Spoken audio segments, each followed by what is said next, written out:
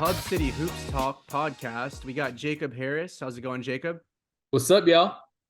And I'm Austin Massey, of course. But yeah, we're happy to kind of go over the Houston matchup today with you guys. Big 4-game stretch coming up, Jacob. Are hmm you pretty scared, or is that just me?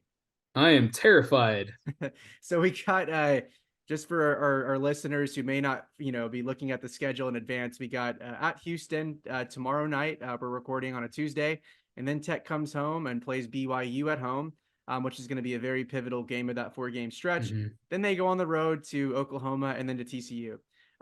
So all top 25 matchups, but man, we're so excited to go over Houston specifically, just because they're a new addition to the conference, and this is really kind of a team that I think everyone in the state of Texas has watched for the last several years. Everyone knows their identity. They're going to crush you defensively. They are ultra physical, extremely well disciplined and well coached. But yeah, let's just dive right in, guys. So I wanted to start specifically. I built out a little scouting report with some analytics just to kind of give our viewers an understanding of where Texas Tech maybe has a slight advantage and where Houston has an advantage, things like that. But I essentially broke down these things into two categories: offense and defense, of course.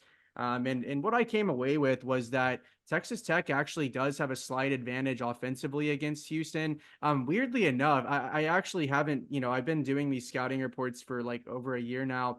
And Texas Tech and Houston on Bart Torvik, at least as of yesterday, had the exact same adjusted offensive efficiency metric. So they were both at 116.9. That was their score. They both had the exact same score for adjusted offense. So that is kind of odd. So pretty much a dead wash with that metric. But what we did see was Texas Tech leads in effective field goal percentage, 3-point percentage, free throw percentage. And that, those three categories right there give Texas Tech a slight advantage. Whereas Houston is actually, again, get ready. Texas Tech's about to play the number one offensive rebounding team in the country. They have a 40.9 offensive rebound percentage, which is just ludicrous. And they also have a very low turnover rate. They actually, we've all watched Texas Tech. They don't turn the ball over a whole lot this year. They actually have a better turnover rate than Texas Tech, but I still give Texas Tech a slight advantage offensively, just because of the tie with the offensive efficiency metric, and then Tech leading in those three shooting categories. And in terms of the defense, there is no advantage for Texas Tech. No. It's the only advantage that I've been able to find is what we talked about a little bit last podcast, which is that Texas Tech, Houston sends teams to the line a lot, what you'd kind of expect. They have a 40.4 free throw rate, which is one of the worst in the country. But here's their they have the advantage in adjusted defense. They have the advantage in defensive effective field goal percentage. They have the advantage in turnover percentage that they create defensively. They have the advantage in 3-point defense, and they have the advantage in block percentage. So good luck with Texas Tech offense tomorrow. I wish Dave Smart the best tomorrow with his game plan. It's going to be interesting. But Jacob, I guess whenever you hear that, the kind of stylistic matchup, what are your key takeaways, and I guess what are going to be the matchups you're kind of looking at tomorrow? Well, I want to look at the guard matchups, but I think it's really going to start inside with Warren Washington. Houston's got a couple of nice bigs. They have Javier Francis that's going to be their more typical big man, and then they have Jawan Roberts, who I feel like Darion Williams is probably going to end up matching up with.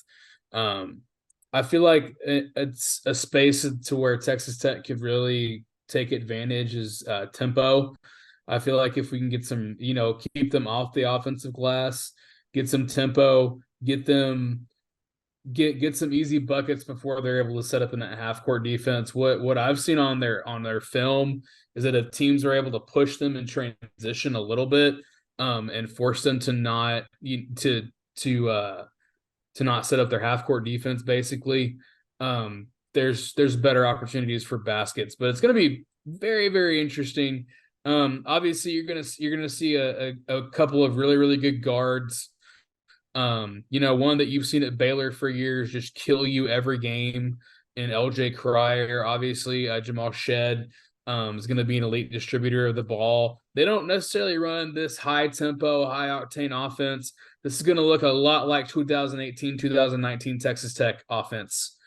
Okay, there's not going to be a lot of movement. They're going to really let their forwards crash the glass, rebound. They're going to want their wings and their guards to kind of be able to hit some mid range shots, hit some outside shots when necessary. But it's going to be a fascinating matchup. Obviously, it's probably going to end up turning into a freaking rock fight by the end of it. Good luck to anybody trying to score against Houston. I just you're right on the defensive analytics, man. It's going to be really really tough for Tech to score tomorrow. Yeah, it is. It's going to be tough, and it's going to be the biggest thing that could go wrong for Tech tomorrow. And I say this, and then who knows? Maybe Tech just goes crazy from the 3 point line Mm, tomorrow. But my biggest thing is don't bend to their pressure. 'Cause I felt like against Kansas State, Texas Tech offense kind of really just took a step back at times, just because of that high intensity pressure, the physicality. Texas Tech hadn't seen a defense like Kansas State yet this season. yeah. Houston is like a whole nother tier above Kansas State defensively. So there's a chance it could get really ugly offensively for Tech against Houston. Mm-hmm. And so my hope, I should say, is Tech doesn't start forcing outside shots. Again, keep your 3 point shots under 18 attempts, in my opinion, unless they're good looks. If you're getting good looks with, your good shooters, Pop, Chance, Kerwin, I can live with that. But don't force up threes. Don't force jump shots. Stick to your game plan. Keep the pick and roll going. Keep your cutting action going. Let Darian Williams and Warren Washington try to operate in the low block a little bit again, and kind of space the court from there. But yeah, this is going to be a fascinating matchup. I think you hit the nail on the head with the matchup against Darian Williams and Roberts. I think that he so my biggest concern with the Jawan Roberts versus Darian Williams kind of matchup is just Darian Williams potentially getting into foul trouble. I think that could be Yeah. detrimental. The good news is actually, I think Robert Jennings could be a guy that they do stick on Jawan, just because he's a pretty big body like Jawan. And Mm-hmm. I don't necessarily know if he's on the same physicality level, because this is a senior we're talking about. Robert Jennings is a sophomore, and so is Darian Williams.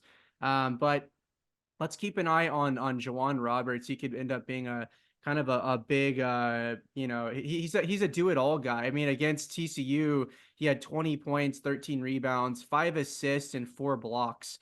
Yeah. So he is a do-it-all guy, kind of like a Warren Washington, except he's a tank. He's only 6'7". I think he's about Mm-hmm. 240. Yeah. So that's going to be a fascinating matchup. But let's pivot into some game predictions, man. Let me hear yours first. Let me hear what Yeah. you think the score is going to end up being, and maybe Uh, kind of what kind of style of game you're expecting. A rock fight, or is this going to be one of those ones that ends up being surprisingly kind of an offensive battle? I think it's going to end up being a rock fight. I think it's going to be really physical. I don't think Texas Tech comes out on top here. I think it ends up being a 60 to 55 ish Houston win. I feel like it's going to be really close, really competitive, but I feel like Coach Sampson over there is going to refuse to let them lose three in a row.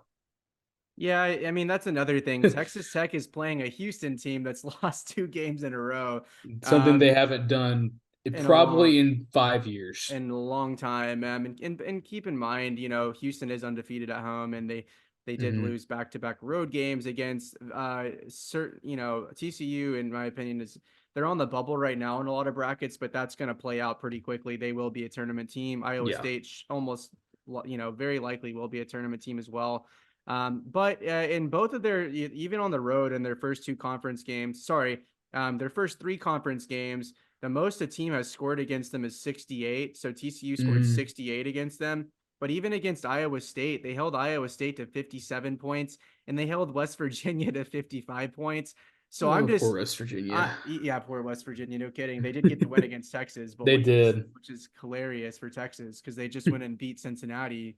Hmm. But yeah, I'm gonna go ahead and say, Houston is gonna bounce back. I think tomorrow. I think this is gonna be kind of this is going to be a really good wake up call for Tech of wow, like this is Kansas State was physical, but this is a whole new level. Maybe this is how we Yeah. game plan for physical teams in the future. I think this is going to end up being a beneficial game for Texas Tech. But hey, you're playing Houston, who arguably has not arguably they do have the best defense in all of the country, one Hmm. of the best statistical defenses of all time. And you get to play them, on the road. So maybe you're giving yourself a good learning lesson there, and then you get to bounce back against BYU at home in a game that's going to be very good as well. But I'm going to go ahead and say I think Tech's going to struggle offensively. I think the 55-56 mark is somewhere where I feel pretty good about. But I think defensively Tech may struggle against Houston. So I'm going to go, we'll say 68-56. And I'm going to say Houston takes it tomorrow. And then let's go ahead and move on, Jacob. I know we both kind of posted on X. We want to start doing a weekly mailbag. This can include questions from recruiting. This can include questions Mm. from the schedule, the coaching, the season, whatever you want that's basketball related. So let's just go ahead and start. The first question for you, Jacob, and I'll follow up on this one as well. I think we have both have some good insight here. But what's the biggest difference in your opinion between this coaching staff with Grant McCasland and maybe the Uh, last two staffs? So obviously Chris Beard, Mark Adams. so it's hard to see from the outside, but I feel like Coach McCaslin is the definition of a CEO coach, and we've talked about this personally between the two of us. Um, he's very good at delegating everything. He has everything, he's very, very organized. He has K Buff, his hype man. He's got his defensive specialists. He's got his offensive guys. He's got his recruiting guys. I mean, he's very, very organized. Whereas the last two, it's kind of, I mean, the last year's staff, I liked them a lot. I just think there was a lot of turmoil between the staff and the head coach, and that cannot happen. And I feel like even with some of Beard's staffs, some of them hated him. You saw a lot of guys leave. You saw a lot of Yeah. really, really good coaches leave in the middle of that Elite Eight Final Four run, because they got tired of him and fed up with him. And I've heard from people inside the building that the both of those guys were not the easiest people to be around. And I thought that's kind of what happened. And the cracks started to show. Obviously both of us covered the saga that was last year. Um, and the cracks started to show pretty quickly. And I feel like with Beard the same thing happened after he turned down that lifetime contract. You could kind of see the end was coming. And I feel like this is a someone inside the building the other day said that this staff and Coach McCaslin in particular has been a breath of fresh air for the program and for the culture. And I think that's a really, really good sign. Yeah, I agree. And I think that I see more similarities between Grant McCaslin and Chris Beard than I do Grant McCaslin and Mark Adams. I don't think there's much similarities Yeah. there. I think that Mark McCaslin, I think that Mark Adams and Grant McCaslin have a very similar X's and O's approach. Like I think that is the unique thing about McCaslin is he's like a true 50-50 guy. Like he's a game manager, he is a leader, he's a CEO, but he's also a X's and O's guy, which is something that's unique. I think that Chris Beard really relied on Mark Adams pretty heavily for a lot of their X's and O's for rotations and things like that, which is very common. Don't get me wrong. Grant McCaslin relies a ton on Dave Smart. He relies a lot on his other assistants. But I really do think that he has a pretty big hand in their game planning. And I do think that he's very involved in in-game adjustments, drawing up plays from, timeouts and things like that, which is a breath of fresh air. Oh my gosh, that is one thing that I think we haven't talked about is the breath of fresh air that the out of timeout plays have been Yes. in late game, draw up 100%. type of things. I don't Last ever want to year, see a Mark Adams late time or was it? I mean, let's be honest though. Was out it? of bounds, under the basket, late game, anything. It was terrible. It was just it was brutal to watch. There were times last year where I was just like, this can't be real. This can't be like a Big Mhm. 12 Division One. This can't be the best thing that a coach can draw up. But what you're seeing this year is a much more innovative approach, matchup based offense, matchup based defense, and just an overall willingness to adjust and to bend when necessary. That's a huge, huge thing for this staff. And but in terms of like the personalities and stuff like that, every coach is going to be a little bit different. But yeah, I think Jacob really elaborated that there's definitely it's a breath of fresh air in Lubbock. I think that Chris Beard was very hard on his staff. I mean, a lot of these guys were up working until 2, 3 a.m. I think some of the assistants felt that way under Mark Adams as well. There were a lot of late nights and things like that. I think McCaslin has high expectations for his staff, but he does find a way to get good balance to where these are human beings at the end of the day as well. So it's important to remember that. But yeah, that I think that pretty much answers that question. And then Jacob, I'll let you answer this one. I may chime in a little bit, but who do you think? This was the second question, and I'm sorry, I should have probably pulled up the who asked the questions, but the second question was who will be the highest ranked recruit in 2025 for Texas Tech? So I'm as of right now, I'm leaning towards Jaden Toombs. Big man. He's originally from Amarillo, coming back home to the 806. He's currently in Dallas playing for Dynamic Prep with Jermaine O'Neal and his son. The dude's a beast. I think his last game a couple days ago, he had 13 points, 19 boards. He's a prototypical big man. Could come in and make an impact immediately. I think he's probably going to end up for at least for 247 sports. He'll probably be in the 40s or the 50s, recruit ranking wise. I talked to him Saturday. He told me as of right now he has no more visits planned, and it has been reported that he kind of has a timetable of March or April to make his decision. And Texas Tech so far is the only place he's taken an official visit to, and I think that's a very positive sign. The other guy we can talk about is Kingston Flemings. He's a really quick, shifty point guard out of San Antonio. Texas Tech is after him among a bunch of in-state schools, Houston and Baylor, particularly in Texas, are the other three that he has mentioned in the state that are really, really after him. I ultimately, and I think we kind of share this sentiment, I ultimately feel like he's going to end up at Houston. Although I think it's a better system fit for him to be here in Lubbock, but that's just my personal opinion. The other one we can mention is Shelton Henderson. He's a wing. Also, I feel like he's probably a Houston lean. But these are guys. These are top. All three of these guys are going to probably end up in the top 50, 60 recruits in the nation. All from Texas. I think this is something that you're going to see as a trend going forward, where they're after a bunch of different guys that are going to be top 50 guys. Yep, I agree. And I definitely agree on Jaden Toombs. I think if you had to ask me who probably is leaning the most Texas Tech's way, it's probably him. But yeah, 100%. I think he's definitely. I mean, I believe he's actually from Amarillo. Yeah. He's very close relationship with Buff, and yeah, I think he was the first person that the staff actually had in for an official visit, I believe. But Yeah, very, I think he and Flemings had a visit on the same weekend. that's right. Yeah, I think you're right. So, Jaden Toombs is a guy to keep an eye on in 2025. Like Jacob mentioned, he is a kind of like a true center, Jacob, right? Yes. Yeah, Big he's power got forward. he's And got very nice touch around the rim. He's working on a mid-range jumper, but as of right now, he's definitely honestly, he reminds me he's got more size, like girth wise, than Warren Washington, but plays very similarly. Is going to catch a lot of lobs. Is going to be a very, very good paint defender. Is going to be very, very good around the rim. And if as we've seen the last three games, like Warren Washington has been elite around the yeah, rim, and I feel like that's kind of what Toombs thrives on. and he's listed at 6'9", 245 on Mhm. 247 Sports. So he's a big boy.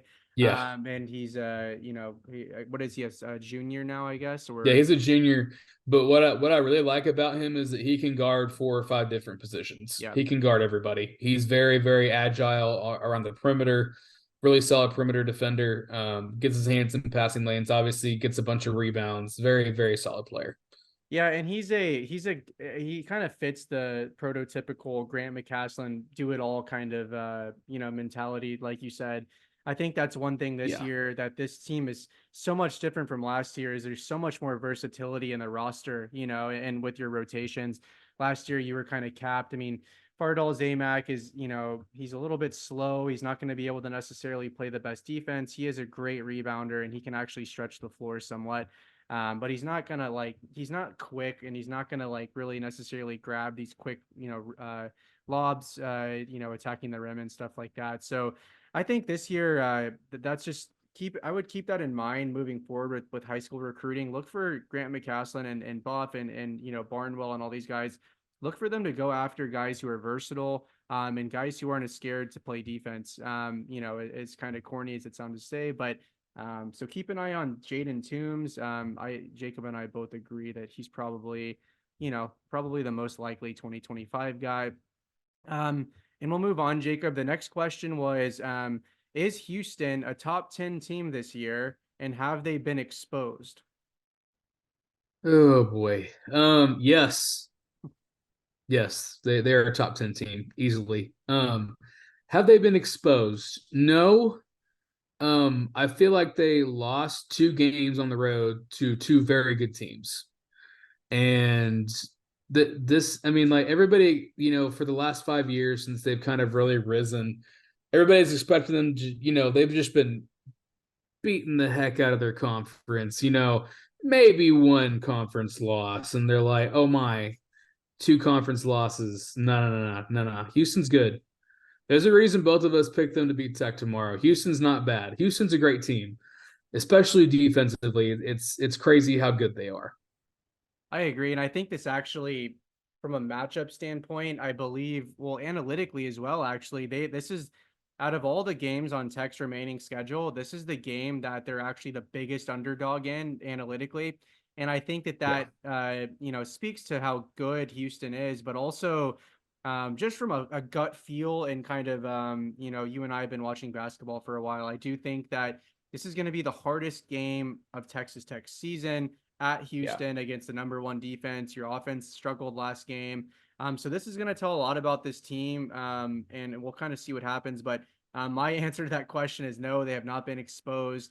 I do think that they're easily a top 10 team. Now, if Texas Tech goes on the road and beats them tomorrow, maybe we can revisit this discussion. yes, We'll 100%. definitely, and then we'll revisit, wow, Texas Tech may be extremely underrated. Yes, But for now, yeah, absolutely a top 10 team. Defense travels. And honestly, in my opinion, even though they may be struggling the last two games, this is going to be good for Houston come March because the one thing that Houston hasn't had the last few seasons is when they get to the NCAA tournament, they're not really battle tested. Like you got to be battle tested. You got to get those scars on you throughout the season. You got to learn from mistakes, play really good teams.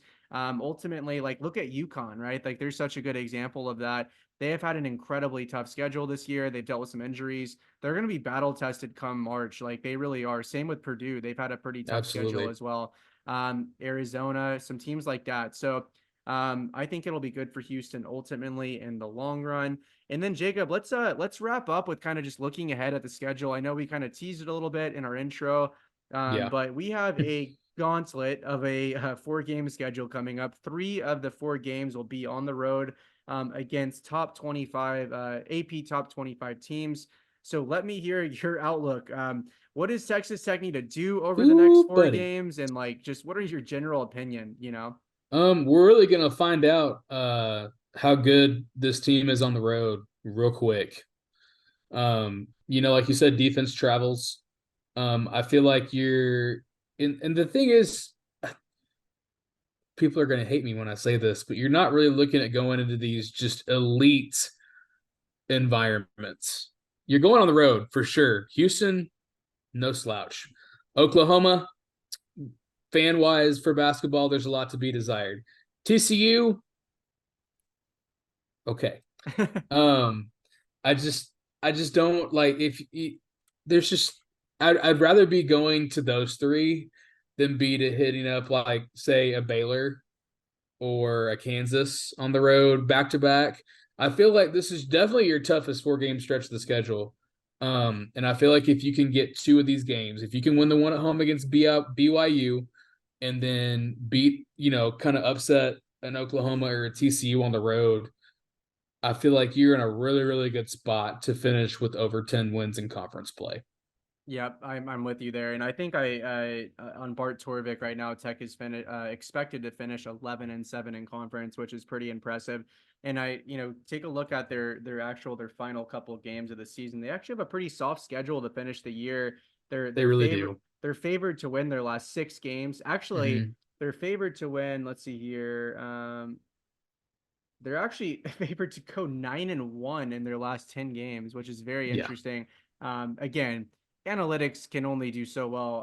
They're favored to beat Kansas right now by 2.5 points at home. So we'll see what happens. But it is a promising sign that Texas Tech has started 3-0. I think that was such a big thing because again, if you go into this 4 game stretch and you're 1-2, oh my gosh, like then you're really scared going, well, maybe Tech's going to just completely miss the tournament. Maybe they're going to finish it, close to last place Yeah. like they did last season.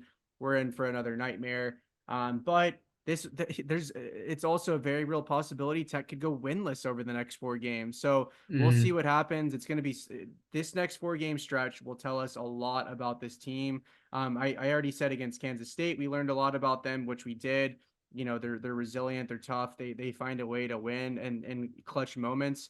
But this 4 game stretch is a whole new gauntlet. I'm very excited, Absolutely. and I'm Big 12 basketball in general, man. It's just so much fun to watch. We got a couple games on tonight. Let me pull up the games really quick. I think we have Cincinnati's playing. Who's Cincinnati playing tonight? We'll see. Who we got? Okay, TCU So, at Cincinnati. So they're leading so by one as point at of the half. let's say TCU's up one at the half. You also have Ooh, Baylor at Kansas State. Baylor, Kansas State here in a couple minutes. You got Iowa State and BYU top 25 matchup, and Ooh, then you have Kansas playing poor pitiful Oklahoma State. yeah. We'll see. Don't My prediction on the night: Kansas State beats Baylor. Hmm. TCU beats Cincinnati. I think Oklahoma State. I don't think they're going to win. I think they're going to keep it close. Like they are. I think Kansas is potentially overrated. We'll see what I happens would on the agree. road. Yeah. And then I think, that Iowa State BYU game is going to be fascinating. But I'll go BYU at home. So we'll see what happens, man. But Jacob, it's great to have you again. I'm actually going to be at the game tomorrow night, guys. I'm in Houston, so if anyone's there, feel free to shoot me a DM. I don't think I'll be on the post game Twitter space tomorrow, but Jacob, are you planning on doing that still with I should Nation? be able to do it. Yes, Okay. sirree. All right. So Jacob will be doing the Twitter space. Please hop on there with him, guys. It's going to be a lot of fun. He'll also have TJ and Blake on there as well from the Nation. And then we'll, of course, try to continue doing spaces after every game. Jacob and I will also be doing previews, hopefully before every game, if not every other game, along with some recaps and stuff like that. But we're going to try and get you guys, 2 to 3 videos per week, hopefully. But yeah, we hope you guys enjoyed. Definitely hit the subscribe button. I think we're at like 66 subscribers, Jacob, which I'm pretty happy about. Oh yeah. I know we're just now kind of getting consistent with it, but thanks for all the support, guys, and we will talk after the Houston game.